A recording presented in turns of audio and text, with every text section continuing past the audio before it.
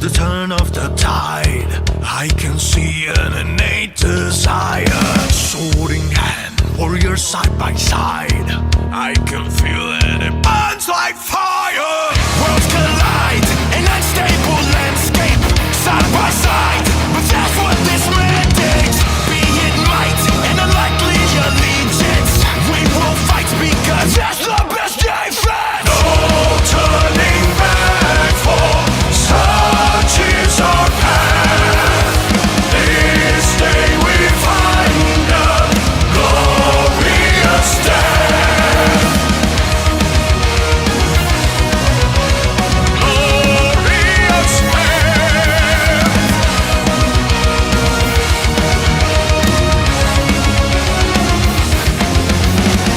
Our goal, our mission is clear, as we ride against a dark empire. By my soul, may the last thing they hear be the roar of this raging fire. Listen, be the savagery mindset. Not today, we'll let loose and find it. Brutal will define our reaction. Rip out the throat of each one in their fashion. No turning back, for such is our path. This day we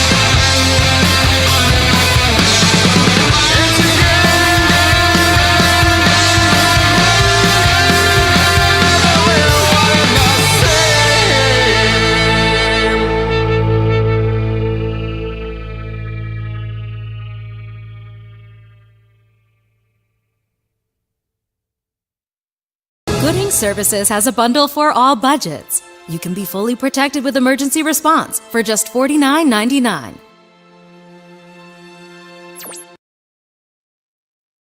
Okay, guys, welcome to Braxcast Live. I see we've got quite a few people in here, including the Saska sister. So nice of you guys to show up. I gave you a link, DM'd it to you on Twitter from my Joker the Foolio account. So if you guys want to come in, if you're too busy, that's perfectly okay.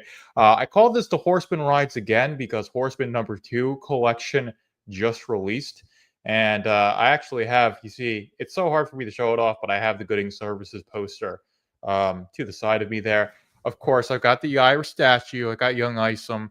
And whenever I talk about Young Isom, I'm going to say that Jack Herbert needs to do a Young Isom limited series with Eric July as the writer. That's something that needs to happen. My support on the Rippaverse hinges on this happening. I'm sure it will eventually happen. But I do have the Young Isom statue there. Got the Yaira statue. I think that's one of Will Conrad's posters. Of Yaira. It's a really epic. And actually, I think that's actually I don't know. It might be Kanan, but it's a fantastic poster. But Yaira, I just finished reading Yaira #3, and I was in the process of writing the review. So I'm going to finish that up after this live stream, get that filmed. But very positive with Yaira #3, and of course, I'm not going to go into spoilers. I'll go into spoilers on the video review. So if you guys watch the video review, and yeah, that one is Kanan. So yeah, I figured it was like, hey, it looks like Kanan. I know. I think I've got the I got Bloodroof and Yaira in my this is my office space, and I've got the second bedroom is my actual where I sleep, and I've got a poster. I got Kanan's Bloodroof poster. I think I've got Jack Herbert's it's either Jack Herbert's or Will. I just it's a great drawing of Yaira. Really epic one. These posters are absolutely epic. So glad you're looking forward to the review. Oh, where's the beard? Ram is asking where's the beard. So I had a job interview today. So I got home from work and I shaved it off.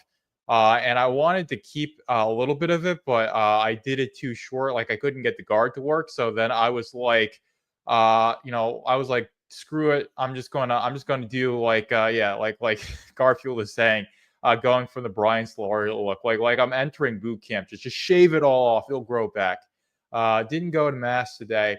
That's all. That's okay. So we got so many people in here. So the beard and the hair are gone. Yes, they are gone for now. They will grow back. It will grow back eventually. It takes like 5 or so weeks for me to get as like fuzzy as I was last week. But yes, it is gone. I'm still the same Joker, but I just don't have that. And plus, the hair was getting a bit too unkempt, so it's just nice to just cut it off and just have it.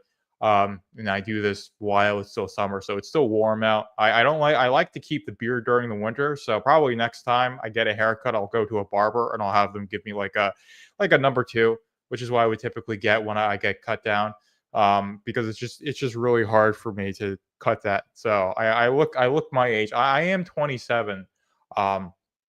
So I guess the beard makes me look like I'm in my mid 30s or something like that. Which honestly, that's why a lot of people like grow out beards, is so that way they actually look older. So that way they don't have the baby face. But I think I do still have a bit of a baby face. Like I haven't gotten the I haven't not. So I'm glad the Saska's like the Great War. But yeah, but I figured looking like this for a job interview is better than how I was, the mountain man look, even though like I'm pretty close to the mountains. Let's see. So have you ever considered a collab with Ginger Wolverine? I believe it goes by Weapon X. I'd love to have him on. I could definitely send him a link and to do a Braxcast live sometime. I think that'd be a perfect thing to do. So I'm 100% open to that. So I've watched some of his shorts. I don't have anything against the guy. I'd love to, nerd out about Rippaverse with him. So yeah, no, I got nothing against that. So you guys are really like, this is of course like it's still a small, live stream, but there's still so much going on. And I've had a busy day, and like working nights, I feel like a zombie, and I'm just like got a couple hours of sleep, did the job interview. And then I got Battle Beast #4. I went to the comic book shop, and I didn't think it was there. And then I looked at the other shelf. I got Battle Beast #4. I got like a Ben Grimm comic, like a Thing comic, like the Thing versus like other Marvel characters. So that looked interesting to me. And I got another graded short box. I need 4 for all my graded Rippaverse my all my graded Rippaverse comics. I need 4 boxes, and so I'm going to have to eventually like organize them all. And I need a 4th box in order to like properly do that because I have so freaking many. I can't order like them like I used to. I didn't do that with You Fire Free. I didn't do that with Horseman #2. I just got like I'm just being very selective with the ones that I order. Probably eventually, like you're getting into like 4s, you're getting into 3s. It just doesn't really make sense to have that. And plus, you know, maybe one day when my ship comes in, and of course I have the pin comment. You can always support Bell Room Publishing, and if that takes off, I think next Monday or this Monday, whatever, I'm going to release the prequel to Machine to Man, from Men to Machines, because might as well. I finished that in January. You need to get Kanan on more boxes. So yeah, what you guys really need to do is do a graded one. And then also speaking about boxes, so I'm not sure if Student of God is in the chat. I'm sure he'll come in eventually, but he did float this idea of you guys doing like slip cases, like boxes like this. This is of course the Cyberfrog Bud Honey box, and we all know how this guy feels about the Rippaverse, but this isn't necessarily for me to be like, oh, let's drama farm, but this is a really nice magnetic Storefolio, and I'll put this down here. You guys might not be able to hear me too well, but I need both of my hands, and you see it opens like that, and you got really nice art on the inside, and then you got a place to store all your books. So you've got lots of really cool books. So mostly just copies of Blood Honey. Of course, this is the Warts and All collection. I read all of that. That's what got me into Cyberfrog, was the 90s stuff that he did. Stuff that he did, because I was born in 98, so I'm pretty young. So he started doing Cyberfrog before I was around. But anyways, like having a box like that, like an Isom one, a Yaira one, would be really, really cool. And Student of God was floating that idea. So I think I can pull that up. But let's see if I can't. Let's see, share screen, do, we'll do the window for this, and then if I can't get, because everything's going crazy. So let's see. So Garfield wants Bizarre Alpha Core 2. I'm glad to see them prevalent in some of the other books. Yeah, so Alpha Core has a pretty prominent role in Yaira #3, which is really cool to see. And the fact that we're getting Horseman #2, because after I read Horseman #1, I was like, I need that second issue. And then it was like literally, not even like a week after I finish it, man, we were getting the second issue, and I already ordered it. This is why I love the Rippaverse, because the releases are so freaking consistent. But it's like, I agree with Ram. I need Alpha Core 2 like right now. Like that has to be the next collection release. Like, because it's been too long. But the fact that we got Horseman and Zalen from the same team, it does soften me a little bit, especially with how good Horseman was. #1 was. It was such a good book, and of course, having just finished Yaira 3, that was a really good book. The Saskas really outdid themselves. They really tied up a lot of what happened in the first and the second issue.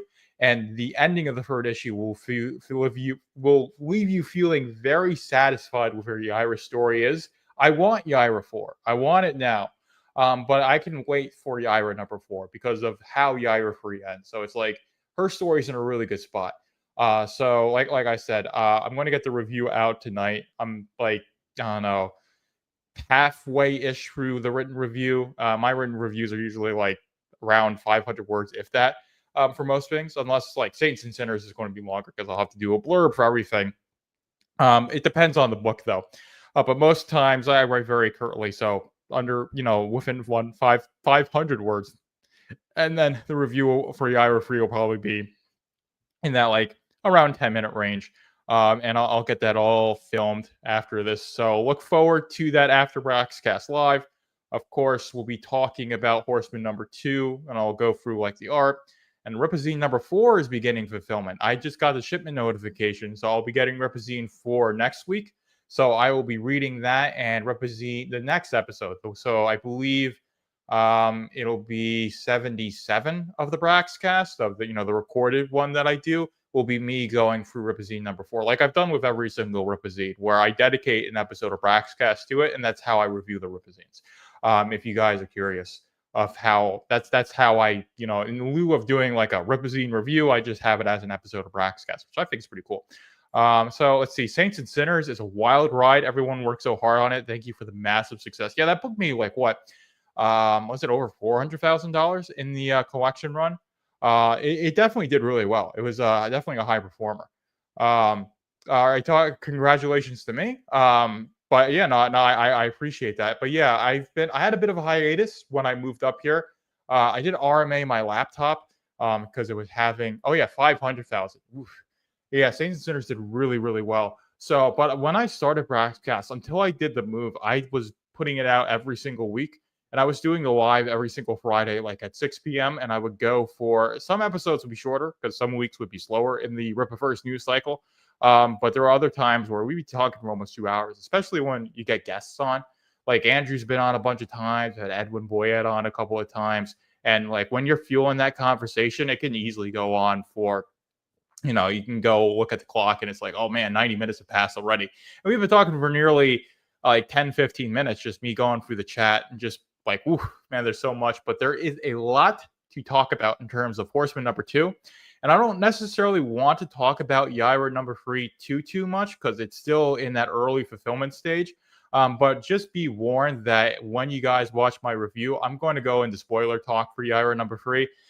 Because this is a book for me that I really have to talk about the spoilers, talk about the significance of Yaira number 3, because there's a lot about Yaira's character that's revealed. So in the written review, I can just say that happens, but the video review, I want to say like this is what gets revealed that really gives meaning to not only Yaira's character, but more of the Rippaverse in general, and it really, really enriches the story. So it makes me like really excited for all of these other things that are going to happen as a consequence of that. And of course, there's like other things that are like teased in the Rippaverse that makes like this character is going to come back, and we're going to see like if I'm sure you guys can guess if this character gets more books about him, we're going to see how they interact. And I think the Saskas teased that in their Q&A when I went over that. So let's see. So as promised, he will release the sketch storyboard for a short story after fulfillment starts. Looking forward to seeing it. Also, we still need the Eric sketch.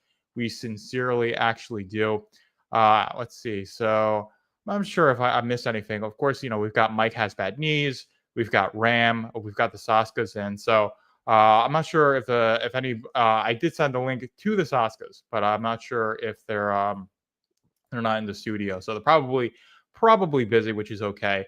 But I know Jen and Sylvia, you guys are busy, but DM me sometime because I'd love to interview you guys on either like an episode of Braxcast Live, but I'd love to do a pre-recorded episode. I think number 50 is where I interview Chuck Dixon, and I'd love to do something like that with you guys, especially since Yaira Free has released and Catch and Kill is on its way, and I believe you guys wrote that short story as well. So I just love to talk about everything you've been doing for the Rippaverse and have that be like a good like half an hour recorded. Just do that. So yes, catching up with some Rippaverse work. So yes, I've DM'd you guys. So just get in and let's set up a time, sometime during the week, on a Saturday or something like that. Whatever. So I can do a pre-recorded interview with you guys, and I'd love to have you guys on a live as well. I'd love to do both if I can be so greedy. But I'd love to do both, like I've done with Andrew, where I've interviewed him as just at me asking questions and then letting him talk. And I did that with Chuck Dixon as well. And then having you guys on the live where it's more casual and free form, and the chat is bringing up. And Garfield, the Rippazine 4 has begun fulfillment. So I got my shipment notification. So I believe I'm getting it on Tuesday. But it's begun shipping. So people are getting their Rippazine number 4, which is really, really cool. So let's see. Andrew's in the chat. Nice to see you in the chat as always. He was going to do a partial reveal of the Andrew sketch at $50,000 for Rippazine number 5, and a full reveal at 100K. Hopefully it gets to that 6-figure mark. Decent chance it can. Although I'm sure I'm sure, it could hit that like after the collection window. So yeah, like Ram saying, he's getting Rippazine 4 on Monday. Hopefully you guys enjoy that one. We'll do both. Fantastic. We'll figure out some time for you. So yes, you can get into my DMs. You can DM. You're following my Joker the Foolio account on Twitter or X. Velvet Room Publishing. You can follow that account as well. You can DM me there. However you want to do it. And we can get in contact and we can do the schedule. So yeah, since it's an $8 zine, it's a bit of an uphill climb to get to those marker amounts, as Andrew said. But hopefully that does happen. But anyway, I just like I just love the Rippazine. So this is of course Yaira free, but I have under my desk, I have the Isom short box, and this is where I keep all my reading copies. I got it like since I got the space now, I have space to keep my stuff. You see, this is of course Rippazine number 3, third issue of the Rippazine, and I've got the other 2 as well. So I can't wait to get 4, but I'm honestly really excited for Rippazine number 5 because I really want to see what Andrew is doing with Blue Shift. And I want that character to do well because, like I said, I'm really intrigued with what Andrew's got cooking for that character, and I'd love to have like what he said he's missing, like this Peter Park, Heart of Gold, young kid that has the love interest that's living this double life as a superhero and just a regular high school kid in Forest Park with these characters that we've come to know and love, like Alpha Core, like Yaira, like Horseman. Like what if Blue Shift is running around one day trying to save someone, and Horseman comes and he says, don't get yourself involved in this, kid. You don't know what you're doing. That would be really, really interesting to see. So there's just so many interesting scenarios you could do with a Blue Shift ongoing series or even limited series. I would love to see that happen. So okay, so Saskas are balanced, and so thanks for popping in. That was really, really cool. And hopefully, we talk in the private chat and we can get some, conversation rolling. But they are definitely busy gals. So really fantastic to see. So made a mistake and redeemed the zine copy with the Isom action figure purchase. Ooh. Yeah, that'll be a while before you get those. But yeah, the fact that, we've got the Primeval toy line. And one thing I really want, and I think McFarlane Toys, what I want them to do next is probably either a Bloodroof statue modeled after Kanan White's poster, or Ingrid Valdez with her whips. That would be really cool because they did a really great job with like the shards of ice around the Yaira statue, and just having like something like that would be really, really cool. So let's see. But anyway, since we have gotten that or since the Saskas are out of here, hopefully I'm keeping up with the chat. I just really hyped because I just read Yaira number 3, and that ended up being such a fantastic book, and it was really, really like maintaining the maintaining the momentum that Yaira has as a series for me. And I like I said, Yaira is probably my favorite book in the Rippaverse, and Yaira number 3 just really affirms that because Deborah Zar's fantastic. Of course, Jay Brown he did Horseman as well, but he colors Yaira too, and the style he brings out in Deborah's art is just really fantastic. Like he knows how to color, and he knows how to color differently for Deborah's work versus Joe Bennett's work, and that's the mark of a great colorist, is that like they're working towards the style of the artist and just the tone and the theme of the book. So Garfield was saying he's got to go with Horseman. We need a battle damaged Hector with a lot of guns. Yeah, I think Horseman's a really important character for the Rippaverse, so I'm glad that Chuck and Joe are just hitting the ground running with them. And the fact that like Alpha Core is going to be showing up in Horseman's story. If you watch my interview I did with Chuck Dixon, he actually attested that. So I'm really interested to see how that works. And of course, if you read Horseman number 1, Alpha Core makes an appearance there. Let's see. So Ram has got Rippazine Freeze, the only book I didn't get during a pre-order collection because I wasn't looking forward to the short story. But wow, I was surprised at how much I enjoy it. Now I want a full book. And I believe Rippazine 3 was Dirty Deeds. Yes, Dirty Deeds is really good. Everybody liked Dirty Deeds from what I No, Caro wrote a great story. Evan Scale did fantastic art for that book. I think I would say always say this, but the art that Evan did for that book, Catch and Kill, or short story, I ought to say, um, do do do, um, but yes, I know you guys can't necessarily hear me. But yeah, so this is the Dirty Deeds. Or of course we got the Catch and Kill, and of course we know this is Winston's post-it notes. And yes, but the art is fantastic. So it's just Evan's got fantastic art for that book, which is why, like I said, a good 250 to 300 pages as a limited. Dropping my cover there. Sorry, guys. But God, like that's technical issues, but there's no structuring for a live, so I think so. But Garfield says, greatly enjoyed Yaira in her third book. She moved up to number 5 on his favorite characters list. I ought to do a character tier list, like just in general. And I know you guys floated the idea of me a while ago of doing a covers tier list. And I said, it's really intimidating with the amount of covers that have been released for me. Like, download like every single cover, put it in the tier maker, and then go through it on a live. It would take like 2 hours for me just to do it on the live, and probably take like, I don't know, like 90 minutes or so just for me to do that. I want to do that eventually. Since you guys said that, it would be a lot of fun, but that would be really, really hard for me to do. Like, it would just take a lot of time. But I certainly am not opposed to doing that. But it's just even worse now with the amount of books that are coming out, which is fantastic as a fan.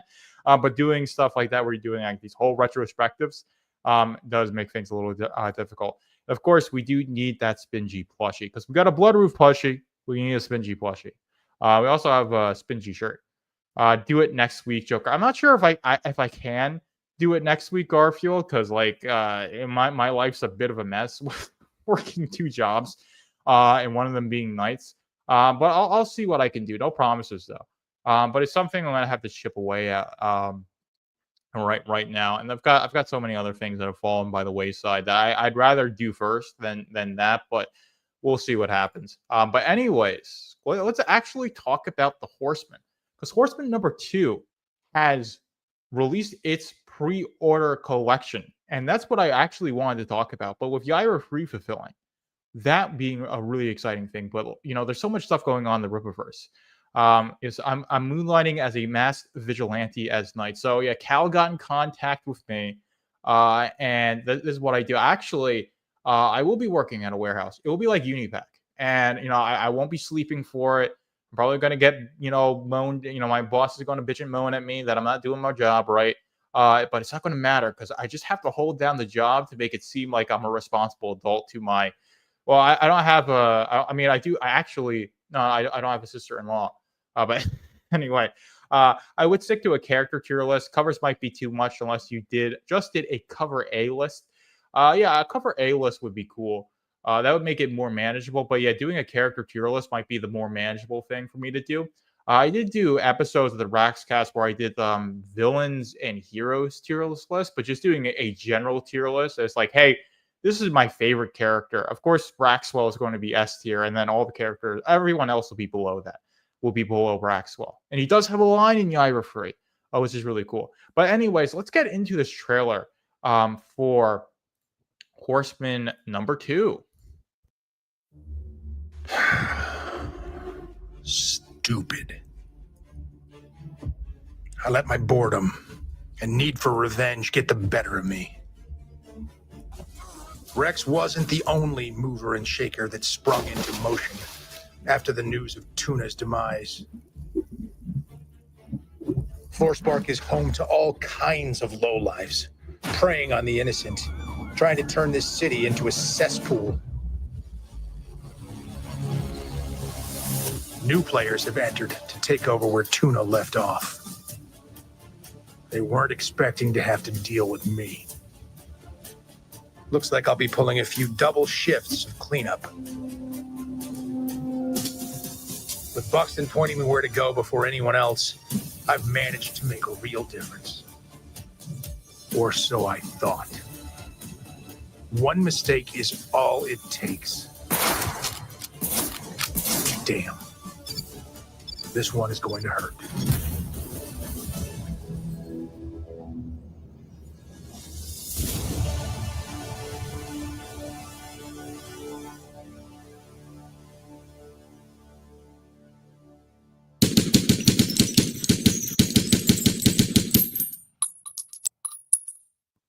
Okay, cool. So that is the Horseman #1 campaign. One thing we got to mention is we got this like Hulk-like character here. I think we got the name on the retro cover, so we'll check that out. But also, you read Horseman #1. I think one of the best parts. I mentioned it in my review. If I can, we can scrub through the video. I'm sure I'll find it eventually. Forgive me, guys, for being so bad at this. Oh, here we go. Yeah, we've got the stallion here. I love the idea of a stallion, like this Humvee that he just soups up in his garage. Chances that he runs into Michael or Lillian in this one, I'd say it's slim that he does. But what's more likely is that Michael and Lillian make an appearance and they're talking about the fallout of what Horseman is doing, rather than being a direct confrontation. And as I've talked about this, when I talked about Michael and Lillian Renashi, I did the diabolical, like the Rippaverse's diabolical duo on an episode of Braxcast, and I've mentioned this, beforehand, and we can go and do like that. No, that's not the way I wanted. I wanted it. Let's see. Oh boy. I don't know. That's not like there we go. This is what I wanted. So that way you guys can see me, and that way you guys can see what I'm doing or what this is. So currently $55,000. Of course, this is number 2 with the first issue. Of course, the I Want It All, which I couldn't afford for this month. I had to pay the gas bill, I had to pay the rent. So I can't go dropping that much. But I did, and I bought other stuff. I bought the I Want It All for Rippazine 4. And if that didn't release, then I would have been able to justify that. But since those two things launched, but this Horseman hat is really cool. So a lot of the Rippaverse hats, they don't fit my cranium. Because I got a decently big cranium. But the Horseman hat is actually really comfortable. I like that one. I like the Yaira hat. And of course, I think the Isom hat that I got with the Isom 2 campaign way back is really cool. Speaking of Demonic Duo, Michael and Lillian solo books are probably being released soon. Yeah, those are coming up soon. Really excited for those. But yeah, this hat, I'm sure it'll be available for a decent amount of time. But that's definitely one I would probably pick up at some point. I do really like it. I have a ton of Rippaverse shirts, and of course, I guess I'll show off the full. But as you guys can see, Horseman, it does have a little bit of a hole in the collar here, unfortunately. But we got a Horseman shirt on, so I got tons of Ripper shirts. So Mike has bad knees. Is getting my wallet pains budging right now, picking and choosing when and how much I back each project. Yeah, I think it's a fair thing, because you got other things to prioritize. And honestly, with the amount of money, like I could have put in that in like my IRA and made a ton more money. But I'm doing decent, and the plan is, God willing, get into an electrician apprenticeship, and then in the long term, I'm making over 75,000, 80K a year, and then I can have the fun money, and while spending 20 or investing 20% of my income to retirement, and then that'll take care of itself, and then hopefully I can get property as well. But that requires saving, and there's the whole thing. And like, I don't have kids. I'm not sure if I can have kids, right? But I don't know. That might be a bit of a self-esteem thing. But I don't have kids. I'm just a single guy, so that gives me more room in my budget. Especially you have kids, you gotta make sure your kids are fed. You got to take care of them before you get your comic book habit. But this is a really cool shirt. But I have a ton of Rippaverse shirts. And I like the Horseman shirts that I do have. This one, I've got the one that's dark blue that I got with, I believe, Welcome to Flores Park. And I got some more with the Horseman 1 campaign, since I got the I Want It All for that, I believe. So I have some more posters. So I hung up a bunch of posters, but I'm getting tubes again. So, But the nice thing is, and I'm probably going to run out of places in the apartment to put up posters, but it'll be nice to do that. But this really is Horseman number 2. Of course, continuing off from where Horseman 1 left off, and you read Horseman number 1, it ends on a really, really intense cliffhanger. And it's not like with Yaira Free where it ends and you're satisfied. It's like, okay, that's a good spot to end things, and we'll pick it up in issue number 4, and it feels all good. It's like you read that second issue, it's like just as okay, Horseman's back. He's really gotten back into the game. He's going to rock out now. And then it's like, got to read Horseman number 2. It's like, where's Horseman number 2? And then the answer is it's on the way. So we'll be getting it in quarter 4, 2024. So that'll be between September and December. Of course, the thing that I personally think they need to shirk away from is doing the signed and graded. Now, of course, I love the slabs. It's not for everybody. And it does add a lot of time to the fulfillment process. So I think doing a selective amount of these like well after is the way to go, instead of launching it with the collection and delaying that time, because most people are readers. Most people do not care about the CGCs. Of course, I have 3 boxes full of them, so I love collecting these things. And of course, I spend a little bit too much money collecting these things, if we're going to be honest. But I do really like these, but they do add a lot of time to fulfilling, since they have to go to Chuck has to go, or the writer has to go to the warehouse. He has to sign all of them, and then they got to get shipped to Florida. I believe it's Palmetto, Florida. And then they got to be graded, and then they got to get shipped back to the warehouse, and then they got to check that they're all good and do inventory on that, and then they got to ship it all out. So it adds a lot of time to fulfillment. And as you get higher and higher into the numbers of issues, it becomes less collectible. So like Horseman number 1, I got all of those CGCs, since number 1 is going to be more collectible than 2, 3, 4, so on. But like having a Horseman, let's say we're getting to like 3 or 4 next year, it's just not going to be as collectible. So doing like a CGC like grand run at the end of the year, where you take all the books released that this year and do like CGC, and people can just pick and choose what they want, and also save on the collection. So the I Want All becomes cheaper, and you can use that room in your budget if you were going to buy those at the end of year, and be selective about what you want, or buy them all. I think that would be the way to do it.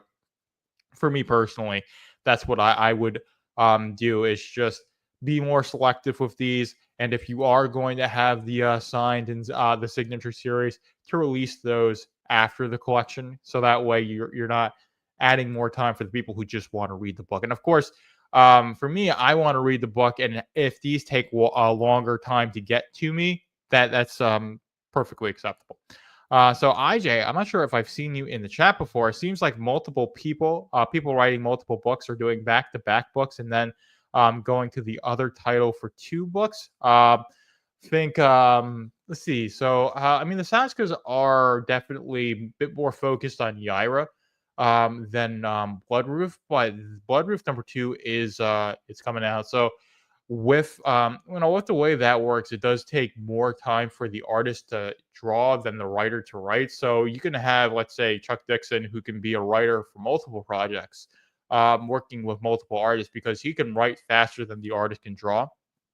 Let's see. Garfield is saying they sped up last time. Chuck lives in Florida, so he just went directly to CGC headquarters in Tampa and signed them there. Chuck posted pictures on Twitter of him at CGC. I remember seeing that, and I definitely wanted to mention that. It does expedite the process a little bit, but I believe there are times where they go, to the warehouse and sign them. But anyways, even if you do have something like that where it does speed up the process, it's still not going to be as fast as just having the books themselves released, which is the argument I'm making. And since most people, like I said, are readers, they are not going to care about this. And honestly, I would rather get the signed copies like months later in exchange for getting the books faster. That's personally my criticism of the Rippaverse, I'm sure I'll be banned. Just kidding. But that's what I would do. If I wore the hat of being CEO, that's the executive decision I would make, is to just exclude the signs and the signature series from the collections, and then have them release afterwards, just dropped on the store, or just probably just have them drop on the store, let's say a week or so after the collection closes, and they've done that final stock, and they can get those out. Let's see. So I would expect Bloodroof 2 and 3 and Alpha Core 2 and 3 in quick succession, and then back to Yaira and Horseman. I honestly think that's fair, IJ. And it does seem like that's what they're doing. They're focusing on other series. So the time, and I think Andrew said this himself, the time between Alpha Core 2 and Alpha Core 3 is going to be a lot shorter than the time between Alpha Core 1 and 2. I'm sure that'll be decently true of Bloodroof. And the thing is that they're going to this format where they're not doing 96 pages for books. So they're opting for that like 56 to 80 page range. And I think 56 is where they've settled on the lengths of books. So that way you can get them out more consistently. Of course, let me go. Of course, this is Battle Beast number 4. So let me put myself into full screen mode. So this is a monthly, $3.99. I just picked this up from my comic book shop today. I will be reviewing this because I'm keeping up with Battle Beast, because I like it. And I've reviewed every issue, and I want to keep on doing that. So of course, I got to read it, and I do like short little reviews because these are just, floppies. They're about 30 pages or so, and that's what you can release monthly. So you can release, I don't know, 2 or so, of that in a 56 pager. Now, IJ saying, loving Battle Beast, it's been good. I agree. That's what I've said in the reviews, that Battle Beast is actually pretty good. Of course, you got Ryan Otley on that, and he was the main artist for Invincible. Of course, there were other people who worked on it, but when he wasn't working on Invincible, those issues were bad. And of course, Kirkman really dropped the ball on, it's like after the 22nd trade, because I read all 25 trades, and I have them somewhere over. I have them I got 2 long boxes, and they take up a bit of a long box, all those trade paperbacks. And the 22nd or the 20, I forget which one. But the entire reboot arc of Invincible is where the ball gets dropped. And then after that, it kind of just phones it in. And it's a 144 issue run that goes from 03, 04 to 17. So it's almost 15 years. And they just drop the ball. Or I'd say Kirkman really drops the ball because it just happens so quick. You're reading the last trade, and it's maybe the last third of the last trade.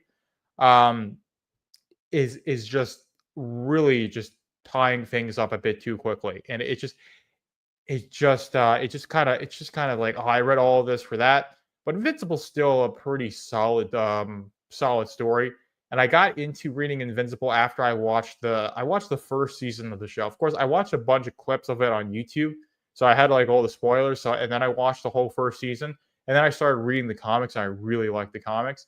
And I read it through all the way to the end with the trades. So I even read a lot of the side stuff. I read the Invincible universe trades. I believe there are 2 of those. And Gabe El-Taib actually did coloring for some of those. So I remember walking through and seeing those in it used to be my previous local comic shop when I was living in New York. And I remember seeing that on the shelf. I was like, Gabe El-Taib colored this. I'll definitely have to get it. And I read those, and I read that it was March of 22. So it took me a while to finish that.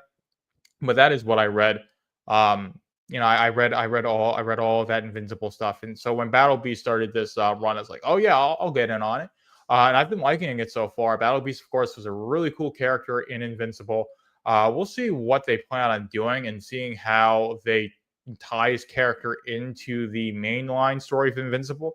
If they bring him back or anything like that. I'm not sure, or if this is just a true prequel to what happens in Invincible, and the story takes place, I don't know, before, during, and I guess not after. Because, spoiler alert for Invincible, Battle Beast dies. He dies to Frag, in the later issues, because you read Battle Beast, his entire purpose is to die a glorious warrior's death. And that's all he wants to do, which is a really cool concept for a character. And of course, no one can kill Battle Beast because he's just this extremely strong character that just like rips and tears through like everything he sees. But Frag is able to kill him, and it's like to destroy a whole freaking planet for it to happen. But he does it, and that was the thing where it was like I remember a Battle Beast series being announced. Like, how's they going to do that? But the way they're doing it is making sense to me, and that's why I like it. So Kirkman is still a pretty good writer. Otley is a fantastic artist. Russ Wooten's the letterer. He does like a lot of image stuff, basically. Like basically everything Kirkman works on, Russ does for him. And Russ is a great letterer. And Annalisa Leone, she's a great colorist, really bringing out the detail in Otley's work. But why am I talking about Battle Beast? I should be talking about Rippaverse. But I like Battle Beast. Yeah. Let's see. The biggest mistake the show made was Amber in season 1 when she told Mark that she knew he was invincible for the past couple of weeks. Her gaslighting Mark at the college comes across as insane. Yeah. Honestly, yeah, that's the thing is he dropped the ball with Amber, and of course he did the whole race swapping thing. And honestly, you could have just had Amber be an entirely different character, given her a different name, and I would have been fine with it because Amber's purpose in the comics is just to be Invincible's first girlfriend, so that way when he gets with Adam Eve, like they both have a past. So that way, you don't feel like Mark is too innocent for Eve and vice versa. That's the purpose that she serves, and she does it well in the comics. The way her character is structured, yeah, I think Kirkman is doing Transformers 24. I think he's doing Transformers with Skybound, and I believe people are liking that. I know Transformers fan. He's a Rippaverse fan, and he would be able to say if Kirkman's doing good, and I think he has said that. So I think the Transformers stuff that Kirkman is doing well. But I'm not a Transformers fan, so I couldn't say one way or the other if it is or isn't. Let's see. Oh, Kirkman steps in at 25. So you're saying Transformers issue 25. Okay. And thanks, Nick Weiser, for coming into the chat. And Johnson finishes at 24. And yes, what's up to you next? So we are on for tomorrow. We're going to be doing a roundtable on Horseman number 2 on Nick Weiser's channel, which is really cool.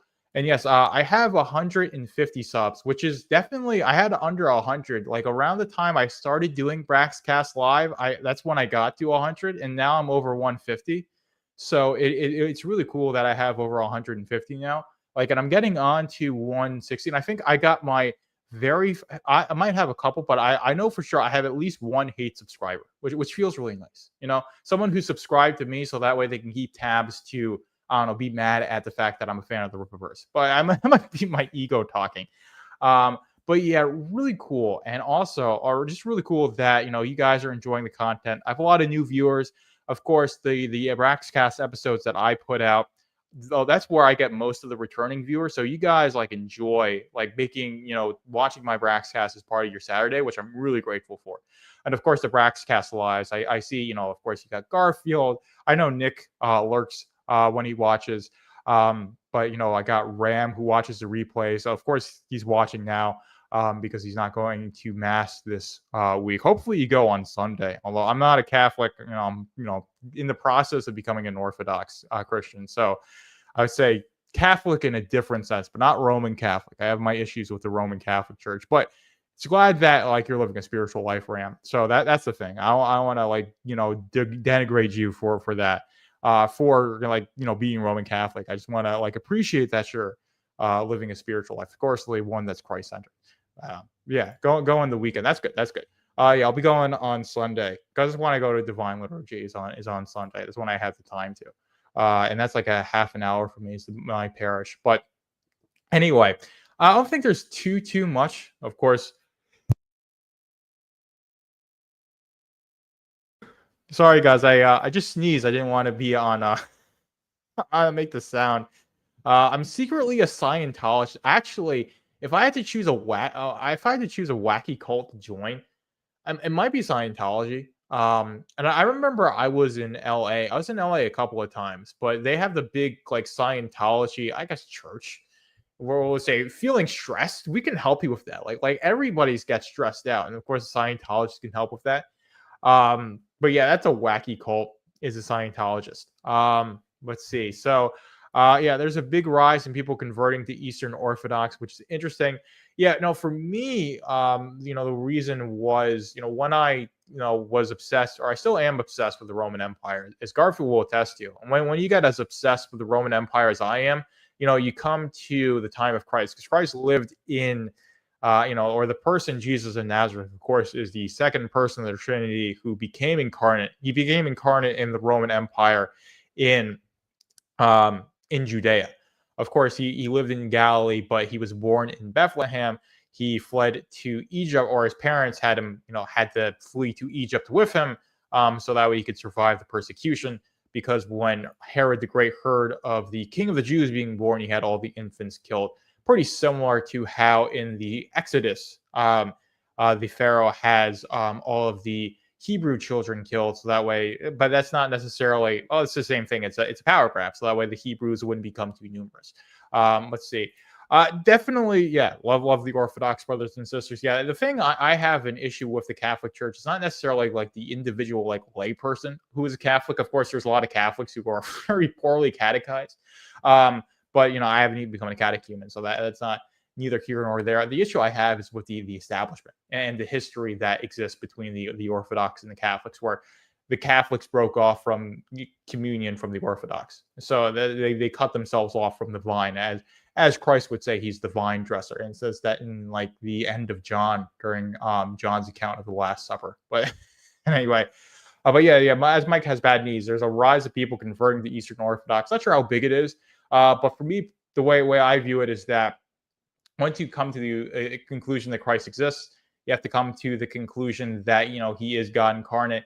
And you read the Gospels and you read it honestly. He gave humanity a church, and then you figure out what church that is. So that parses out Protestantism, which is predicated on there not being a true church, or the one true church being like this invisible thing that exists in any body of believers, which means that you can be like a Baptist or a Universalist Unitarian that just says, I love Jesus, I read my Bible sometime on the weekends, and that's all I need. But no, there actually has to be a church that Christ established. So those are the pre-denominational, branches of Christianity, and that's the Roman Catholics, which are the largest. Most people know, over 1 billion people. You got old Pope Leo. It used to be Francis, but he passed this year. Hopefully, God has reposed in the soul of the Lord, or his soul has reposed with the Lord.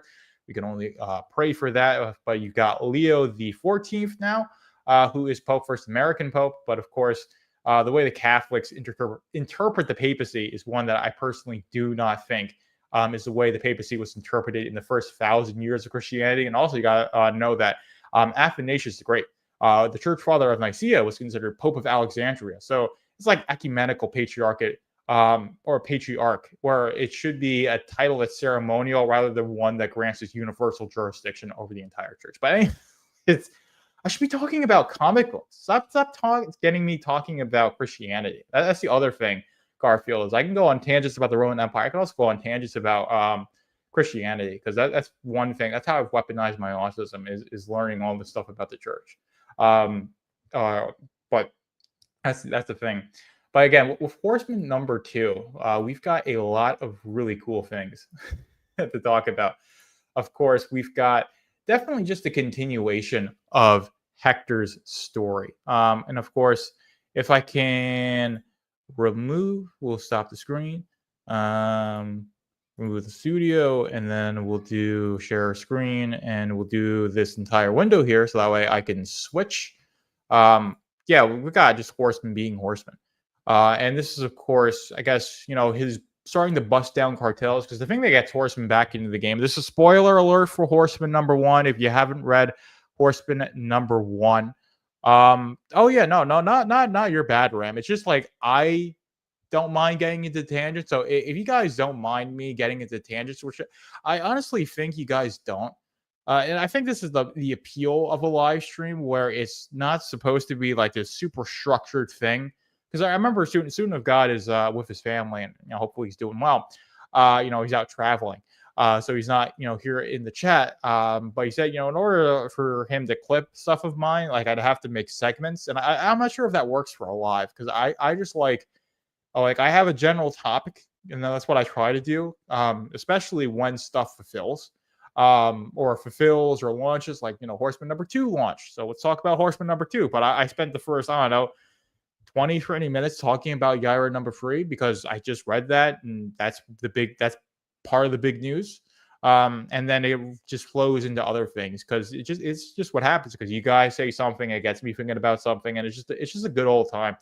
And I like how Mike Has Bad Knee says there's a lot of Christian elements in the Rippaverse, so it works especially with Isom number 3. Not only does Isom quote the Gospel of Matthew, we also learned that a ancestor of Isom was healed by Jesus in Galilee, and that's the reason why Isom has powers in the first place, which is spoilers for Isom 3, but you guys should have read Isom 3 by now, so I'm not going to feel too bad for that. But that was a shocking one for me, which means the Old and New Testament are things that happened in the Rippaverse, and they're going to pull from that. And of course, I think the very first Braxcast live I did, the Saskas actually appeared in that.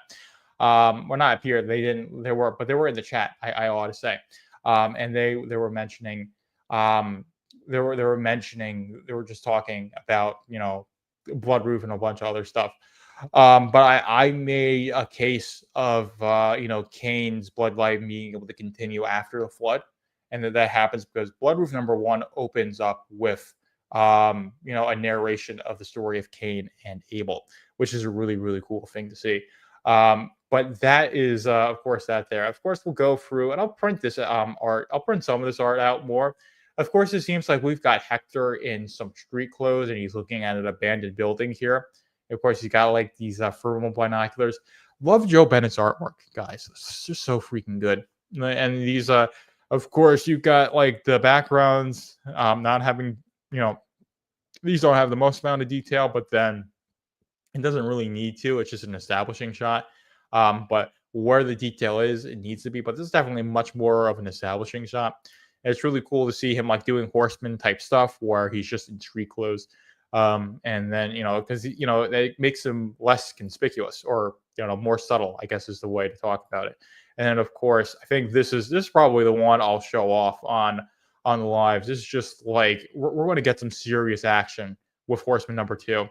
Let's see. So Garfield says, even though I'm not particularly religious, I love hearing discussions about faith and religion. I enjoy the angelic and demonic elements involved in the Rippaverse, especially in Blood Roof. Yeah, that was really, really cool.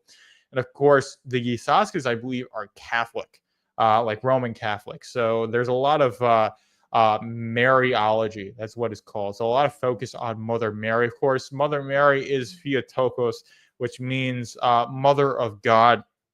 Of course, this is the issue that Nestorius had, was that he separated the divinity and the humanity of Christ.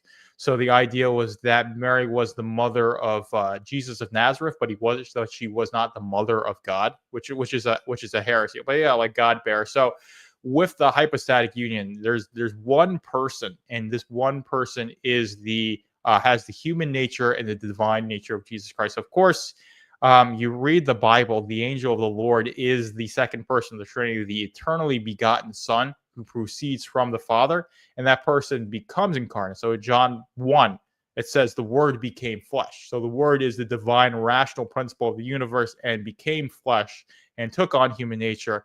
And that appropriation, but that taking on of human nature happened because of Mary, which is why she is the mother of God, because she was a real human mother to a divine person, because this divine person, in his mercy and love for mankind, chose to become human. And Athanasius says it very succinctly: God became man so that through him man might become God, which is us having this perfect union with the uncreated energy of God. But that's a whole other thing. That's called theosis, and I don't know the most about it, but that's the end goal of life, and you could talk for hours and hours about this. But talk about Horseman, get back on topic.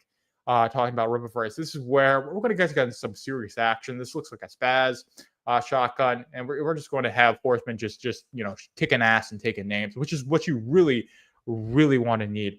Did you get Soul Finder by any chance? I've read some Soul Finder RAM, and I like it. I need to read the rest of it, and I need to do an overview, but I have read some Soul Finder, and I do like it. I think Soul Finder is pretty good. So I know you got Father Michael Redder. They're basically like priests that go around hunting demons, which is a really cool concept, and it works for a comic book. And of course, Doug Ernst works with a bunch of artists, and they just crank out stuff over there at Iconic Comics. So I definitely need to reread the 2 or so that I have. that, and then I need to get the rest of what Doug has put out, because I don't have all Soul Fighter, so I need to. I've read some of it, but I haven't read all of it. But yes, I do like Soul Fighter, and I would recommend going on the Iconic Comic Store and getting into Soul Fighter because it's good. So I just says, even if you're not religious, traditional religious morality is an essential foundation for heroism. In his opinion, anti-heroes are cool, but you need trad heroes to juxtapose them. Yeah, I agree. And this is one of the things that kind of pushed me towards theism is that the atheist can't really justify objective morality, or basically having any sort of moral system that you ought to follow. So of course, atheists can be morally outraged by things and think of things as immoral. But if you, as an atheist, are outraged by something morally, you can't then create a justification to bind me to your morality, because if all morality and everything at the end of the day is just random subjective things are happening in nature, then why should I follow it? And the fact, if you're going to try and use like evolutionary psychology and like evolutionary tactics, or not tactics, but like what benefits you evolutionarily as a justification for morality, well, I can justify things that you most likely would consider to be immoral, because if I'm a hunter gatherer and I see your tribe has a bunch of young fertile women, then I can kill you and I can take those women for myself and I can propagate my seed without their consent, and that would be the more beneficial thing for me to do. But if you have this understanding that there is an objective moral system that is, of course, grounded in divine mind, grounded in God, and as IJ is saying, that comes from the religious mindset, and that's what makes heroes tick. Is they're having this standard that is outside of themselves that they're bound to, and that's what IJ is talking about. And I 100% agree with that. And I do like anti-heroes, and Yaira is definitely a bit of that. But what makes Yaira's story interesting is that she's in conflict with Brian Solari, who does have that code that he's holding himself to, right? And that's where a lot of the interesting things are going to happen in Yaira's stories. The fact that she's butting up against the Alpha Core. So really great observation by IJ, and I 100% agree with that. I also agree that Blue Shift being a young idealist is super needed in the Rippaverse, which, again, I think it depends on how well it does. Of course, we can get Rippazine #5, and, we all hate it, and we tell Andrew to never write again, which I don't think is going to be the case. But hopefully that's good. The fans like it, and then we get more Blue Shift, because I think it's a really interesting concept. And I love the Rippaverse. Of course, I have all the books. I have the posters. I do the podcasts and the live streams about it. So of course, I'm a fan of the Rippaverse, and you guys are too, which is why you're watching this. Of course, people who don't like it, I've very few hate watchers, and you guys are welcome to hate watch. Giving me the watch time, the watch hours, that gets me close to monetization. Of course, if you haven't subscribed, you guys can always subscribe.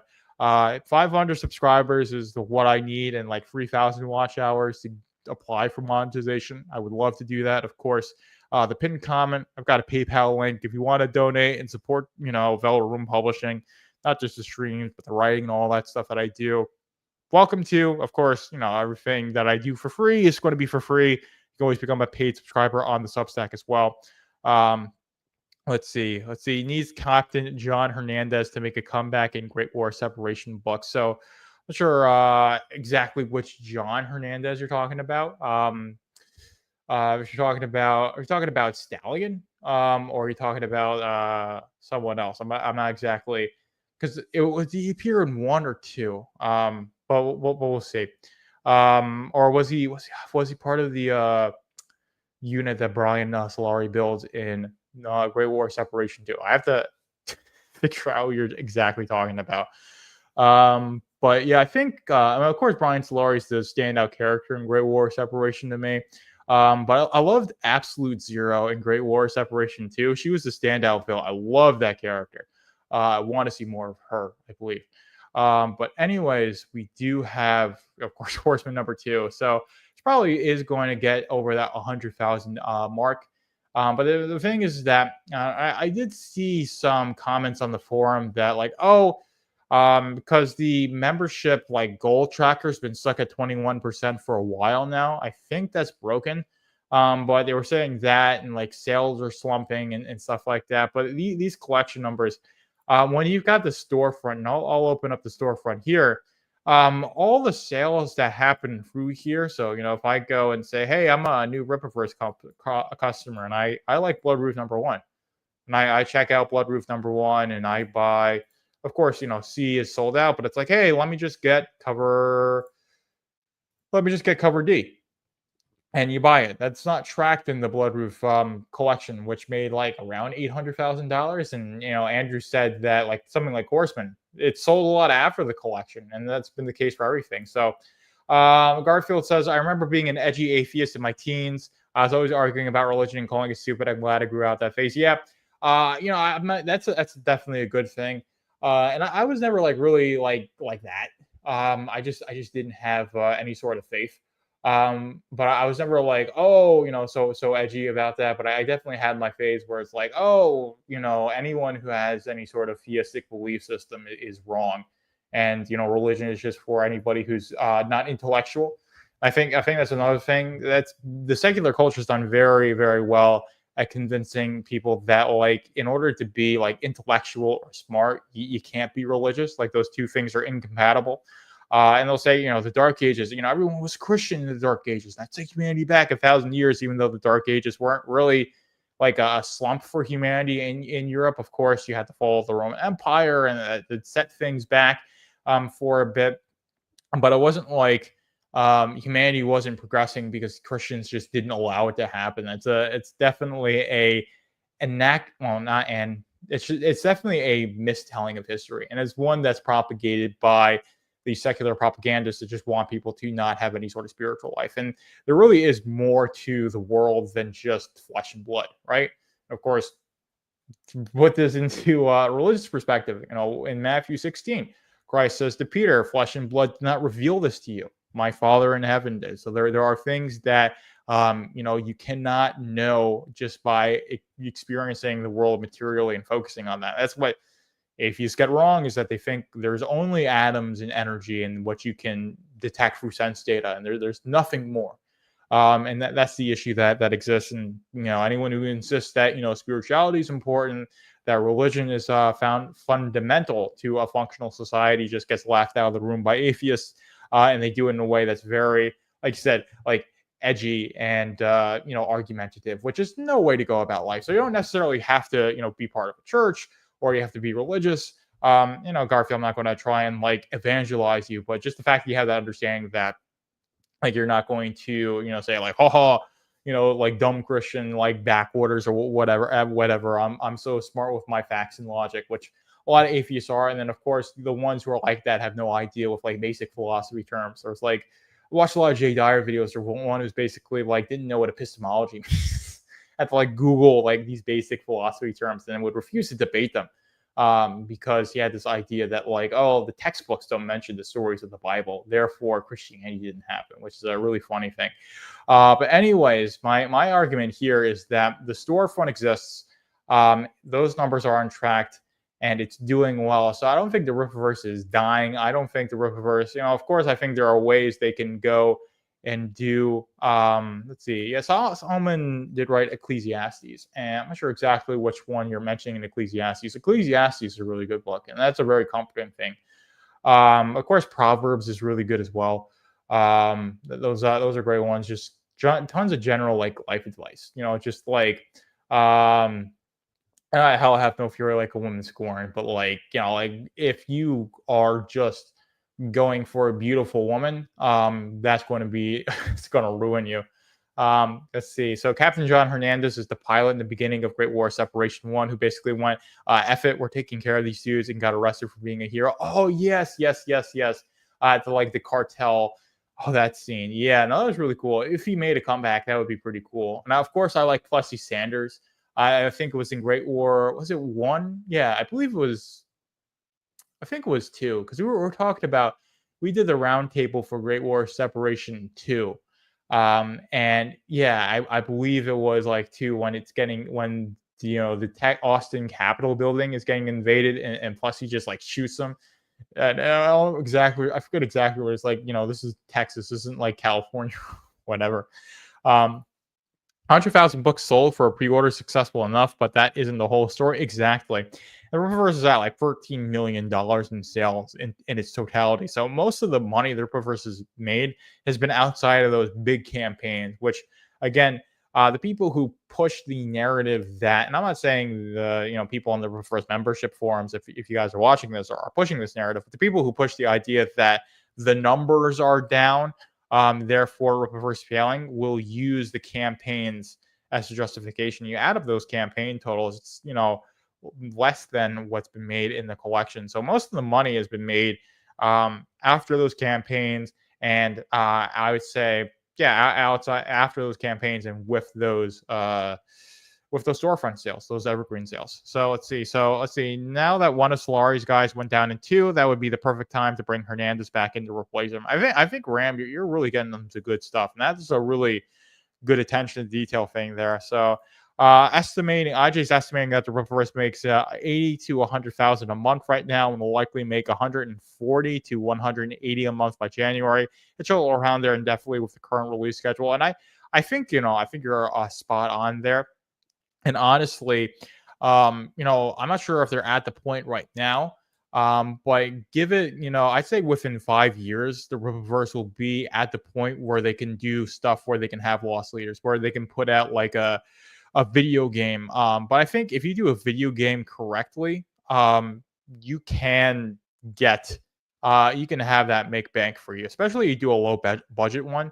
I think doing, I'm not sure if having I'd love like an ISOM game like Sifu would be really cool. And I've mentioned that. And I know Eric likes Sifu. I've played a bit of Sifu, and that's a good game. So having like an ISOM game like Sifu would be fun. Of course, the really grandiose thing would be to have like a big, like, let's say 40-hour main story, 100 hours in total content of like a Yaira game, where you're playing as Yaira, and you're just flying around Flores Park and Iceland and all these places, and it's just like this third person, like semi-open world experience, like the new God of War games. That would be epic. But that would be like millions of dollars, because you have like the mocap studios, you have voice actors, you need like a team of programmers and graphic designers. That's going to be that's in the $25 million range to do it. If you're going to do it and you're going to try and not shoestrap. I guess shoestrap's the wrong word, but you're going to like say, hey, we're running it lean. We're getting like the minimum amount of people we need to make a game like that. Would be a lot of money. They don't have the money to do that. That would be more like a loss leader thing, where they're going to be actively losing money on that project, and having it be sustained by sales of comics and other things.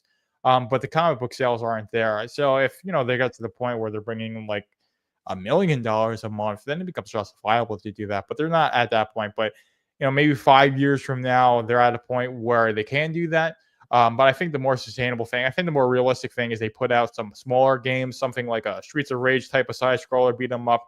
I've ever played Streets of Rage 4. I don't think I have. I think, I believe I haven't. I know there's Double Dragon. I'm not sure. I might have messed around with it. If that was it might be on the NES Classic, but guys, I'm 27, so I'm a bit like, man, the NES. The Super NES is older than me. The Nintendo 64 is older than me. But the Nintendo 64 was the first console I ever owned. Well, not owned. I guess secondly owned, but it's the first one I ever played. So Mario Kart 64 is the first game I ever played, and I love that game.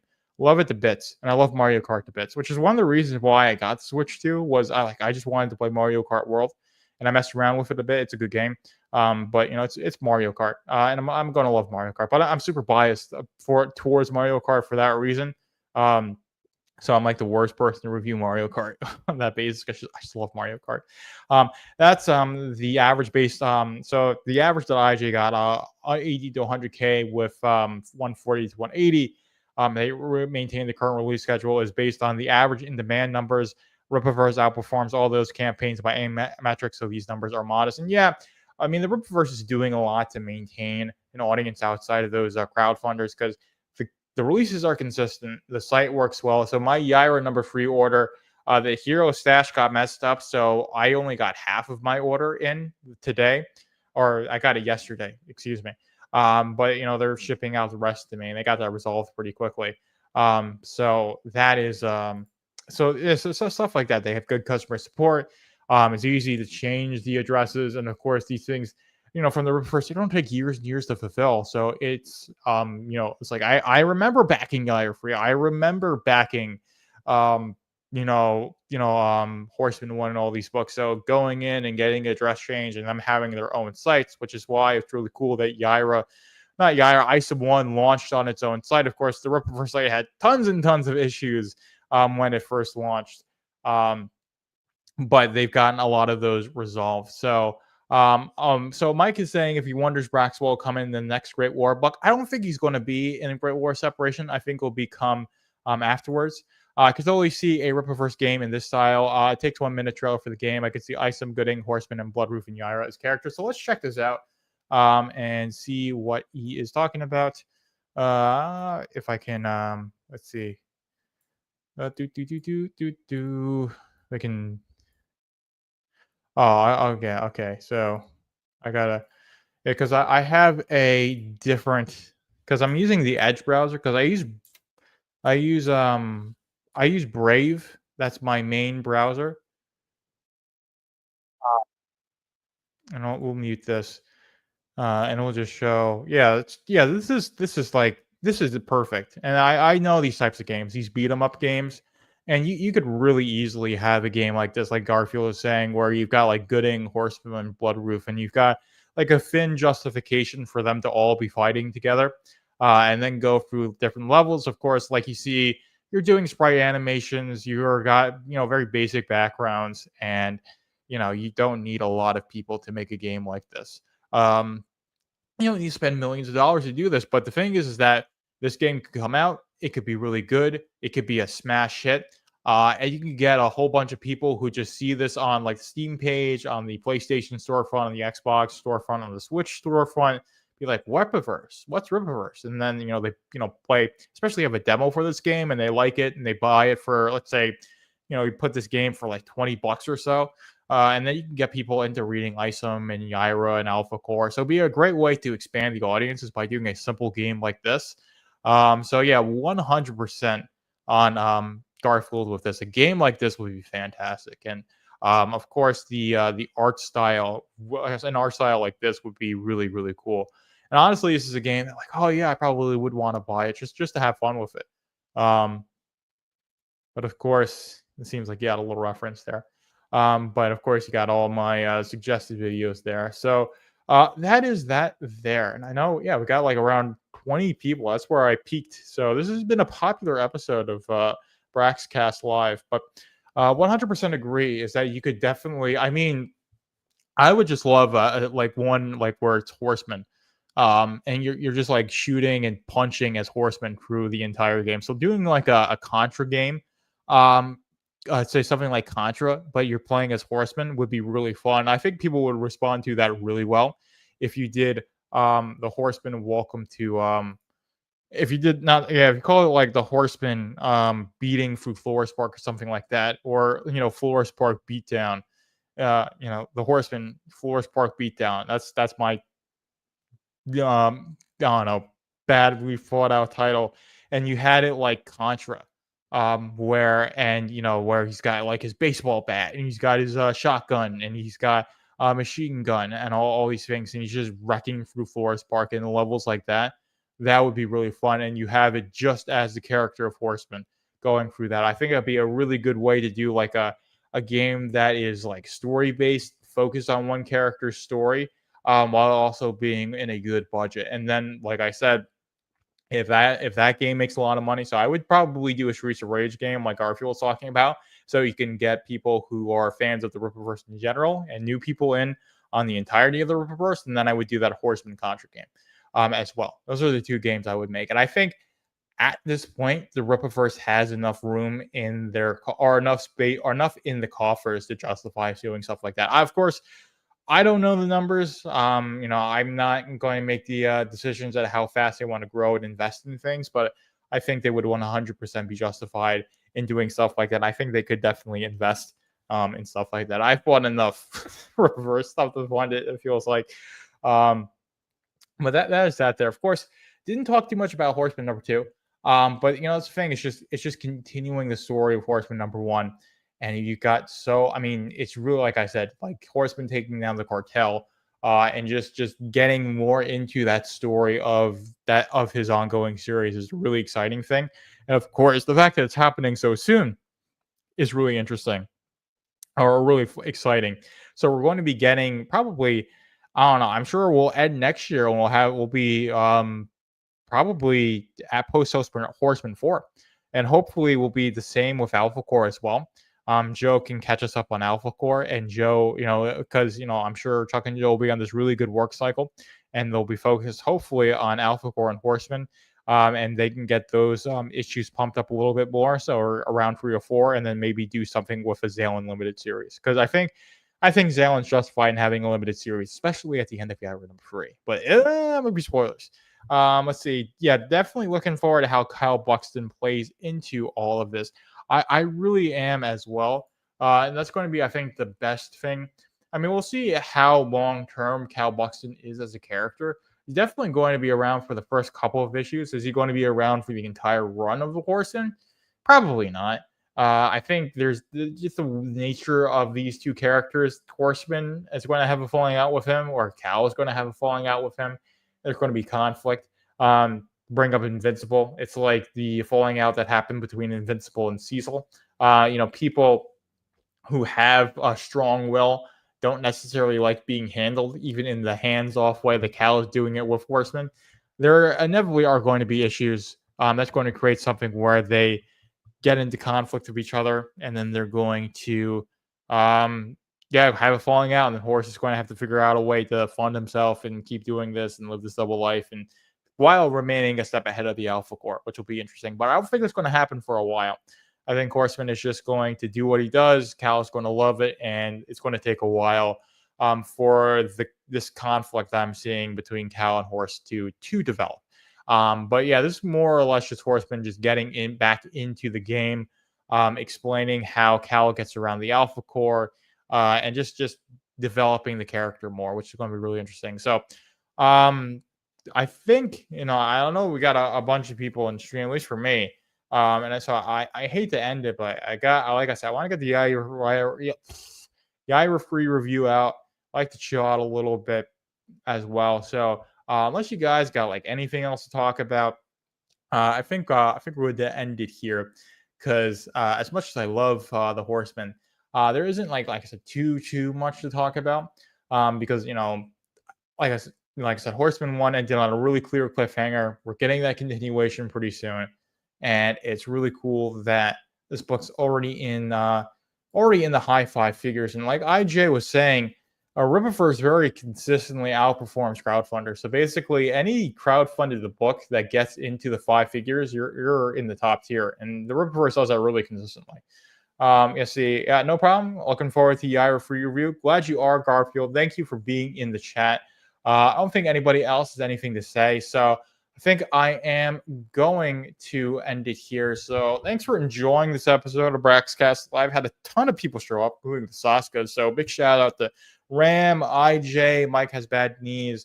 Everybody was in the chat with me. Of course, you got all the people who lurk as well. I still love you all, but if you want, to talk with me, even if it's just a hey, I'm new here, I watch the streams, I'll shout you out. And I can definitely keep on doing that, because I can keep on the chat pretty well. But not hopefully, but if it gets to the point where I have like 100 people or 500 people, then it's going to be harder to do that. But then I'll be at the point where I can do super chats as well. But who knows? Where it will take me. At 150 subs now, I'll be able to be at 15,000. Maybe I'll be there. But let's see. Anyway, so yeah, nice to see you in the chat. I'm glad you caught this live. But anyways, been going for just under 90 minutes, so I think that's a good length to keep it. But yeah, I'm going to end it here. You guys have a good weekend, and see you on Braxcast number, I believe, would be 76. Whatever episode it will be tomorrow. And then, of course, I will do a live next week. But you guys have a good weekend, and Joker is out.